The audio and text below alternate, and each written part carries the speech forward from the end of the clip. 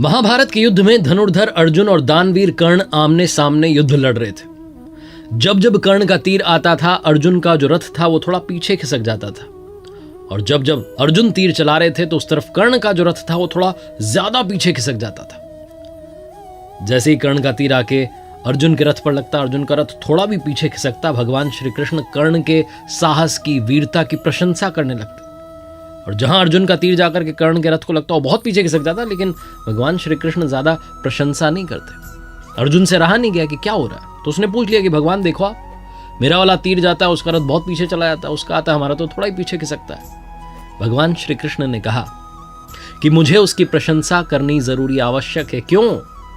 क्योंकि तुम्हारे रथ पर स्वयं मैं विराजमान हूं, ध्वजा पर हनुमान जी विराजमान है, तुम्हारे पहियों को शेषनाग ने थाम रखा है, लेकिन तब भी कर्ण के तीर की ताकत देखो कि थोड़ा तो पीछे खिसक रहा है, इसलिए वो तुमसे ताकतवर तो है।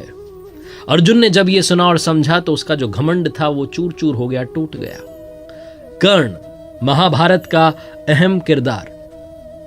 कर्ण को लेकर के बहुत सारी बातें दुनिया में कहीं सुनी जाती हैं। कर्ण से सीखने के लिए बहुत कुछ है, कर्ण की गलतियों से भी सीखने के लिए बहुत कुछ है। स्वागत है आपका लर्निंग सीरीज सीखोगे नहीं तो जीतोगे कैसे में। मेरा नाम है आरजे कार्तिक और शुरुआत में कहना चाहता हूं कि कवच कुंडल जिसने इंद्र को दान दिया था, मित्रता के खातिर सर्वस्व अपना बलिदान किया था, धर्म मार्ग पर चलना जिसका स्वाभिमान था, आपने सही पहचाना, वो कर्ण वाकई में महान था। 5 लर्निंग्स फ्रॉम कर्ण। आइए शुरू करते हैं। सबसे पहले बात करता हूं मैं कर्ण के किरदार की। तो बहुत से लोग दुनिया में जिन्होंने महाभारत को पढ़ा समझा है वो कहते हैं कि कर्ण से क्या सीखें। कर्ण तो महाभारत को रुकवा सकता था, कर्ण ने ये नहीं किया। कर्ण की गलतियों से भी सीखा जा सकता है। सबसे पहले मैं यही कहूंगा कि कर्ण की गलतियों से सीखिए, कभी जीवन में ऐसी गलतियां मत कीजिएगा।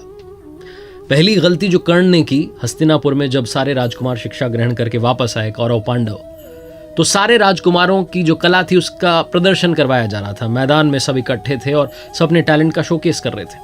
तभी वहां कर्ण पहुंच जाता है और अर्जुन को चेतावनी देता है, खुली चुनौती देता है कि आ जाओ मेरे साथ में, आजमाओ, बताओ किसमें कितना दम है।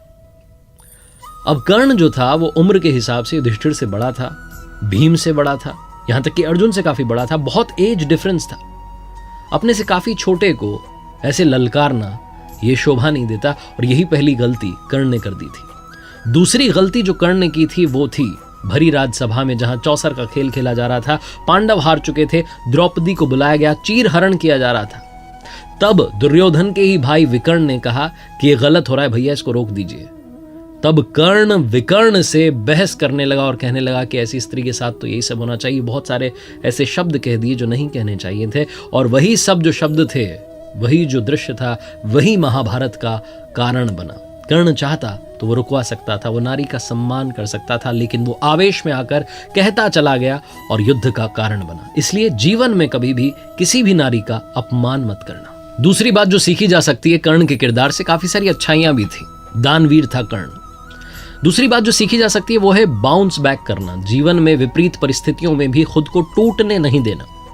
भगवान श्री कृष्ण और कर्ण का संवाद जब होता है तो कर्ण कहता चला जाता है कि प्रभु मेरे साथ तो सब गलत होता गया, जिस मां ने मुझे जन्म दिया उसने जन्म देते ही त्याग दिया, मुझे क्षत्रिय होते हुए भी क्षत्रिय धर्म निभाने का मौका नहीं मिला, मुझे गुरुकुल में शिक्षा नहीं मिली, मुझे भटकना पड़ा, मेरे साथ हमेशा भेदभाव होता रहा, यहां तक कि द्रौपदी के वहां स्वयंवर में पहुंचा तो वहां भी मुझे अलग कर दिया गया।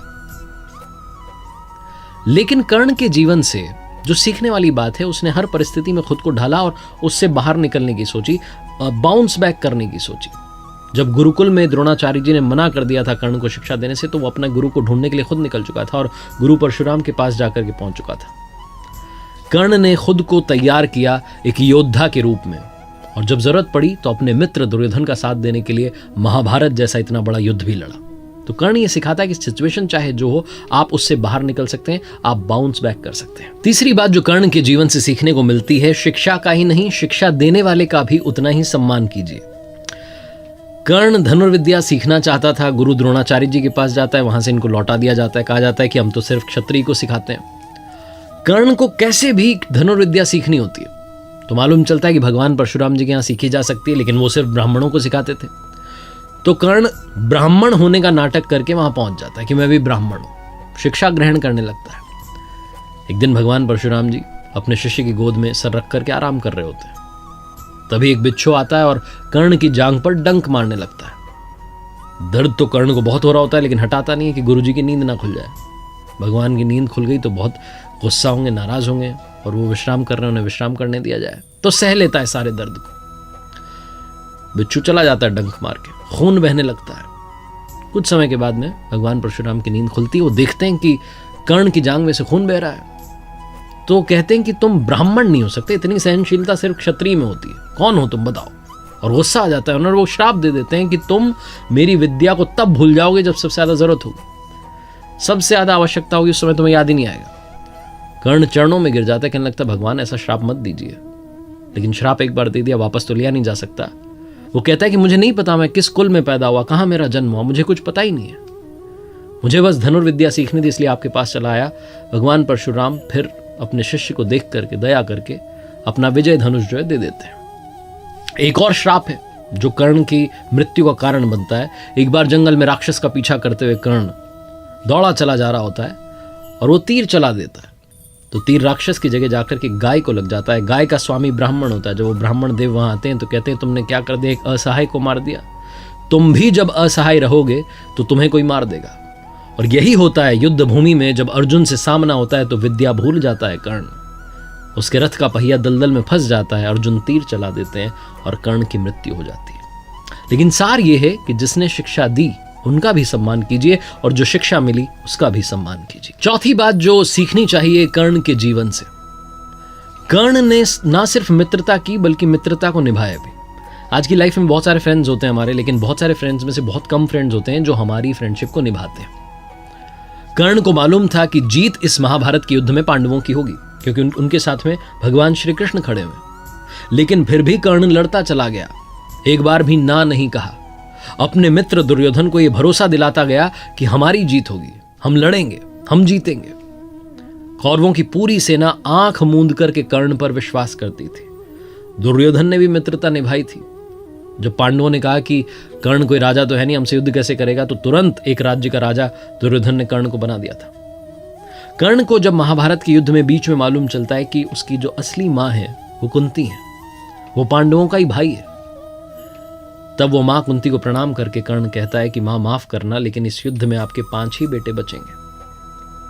युधिष्ठिर रहेंगे, नकुल रहेंगे, सहदेव रहेंगे, भीम रहेंगे, लेकिन अर्जुन और कर्ण में से सिर्फ एक बचेगा, क्योंकि युद्ध तो मां होकर के रहेगा। कर्ण को सब कुछ मालूम था, हार सामने खड़ी थी, लेकिन फिर भी कर्ण लड़ता चला गया अपनी मित्रता के वचन को निभाने के लिए। दोस्ती निभाना अगर सीखना हो तो कर्ण से सीखिए। और आखिरी 5वीं बात जो सीखनी चाहिए कर्ण के जीवन से, अगर आपने दूसरों से ज्यादा कमाया है दुनिया में तो आपका कर्तव्य बनता है कि आप दूसरों के हित के लिए कुछ ना कुछ पैसा उसमें से लगाएं, कुछ डोनेट करें इस समाज के लिए जिसमें से आपने कमाया है। कर्ण सबसे बड़ा दानवीर था। ना सिर्फ उसने मित्रता निभाई बल्कि दानी होने का जो गुण था वो भी जीवन भर निभाया। अंतिम समय में जब अंतिम श्वास कर्ण गिन रहा था, युद्धभूमि में घायल पड़ा हुआ था, तब भगवान श्री कृष्ण ने अर्जुन से कहा कि कर्ण को याद रखेगा, जमाना याद रखा जाएगा इसके वीरता के गुण के लिए और इसके दानवीर होने के गुण के लिए। तो अर्जुन ने कहा कि ये सबसे बड़ा दानवीर तो नहीं हो सकता।